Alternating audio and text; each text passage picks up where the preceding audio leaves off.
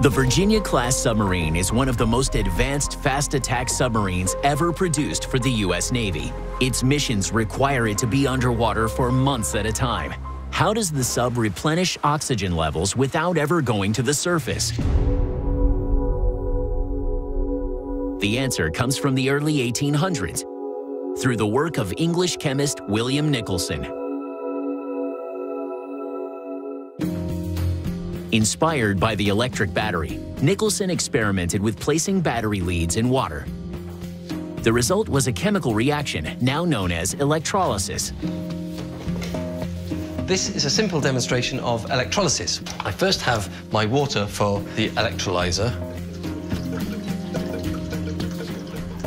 Okay. 2 water-filled test tubes are placed over the submerged negative and positive electrodes before the electrical current is switched on. And you can start to see immediately the gas bubbles forming on the electrodes here. The negative electrode is generating hydrogen, and the positive electrode is generating oxygen. And so each of these jars now has displaced the water with the gas.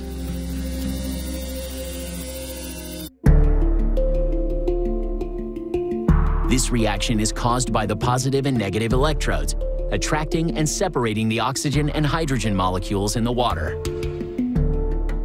Now what we're going to do is test the purity of the gas. And this jar here has got oxygen in.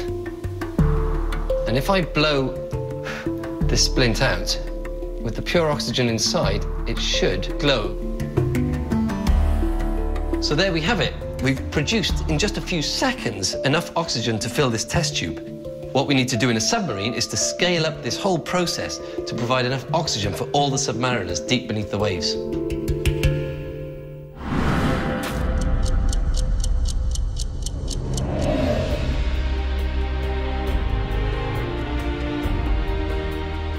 The engineers of the Virginia-class are using Nicholson's groundbreaking work to create life-sustaining conditions underwater for months on end. In order to maintain that environment without coming up for more air, we create oxygen through electrolysis. That we have pure water, we then use electricity to split the hydrogen from the oxygen. We distribute the oxygen throughout the ship and then remove the hydrogen so that we can maintain levels right at 20%, just like normal air.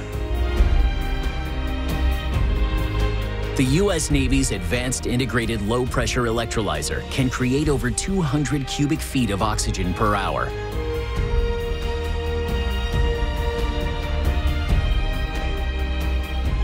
Potentially toxic carbon dioxide is removed by a sophisticated amine-based removal plant.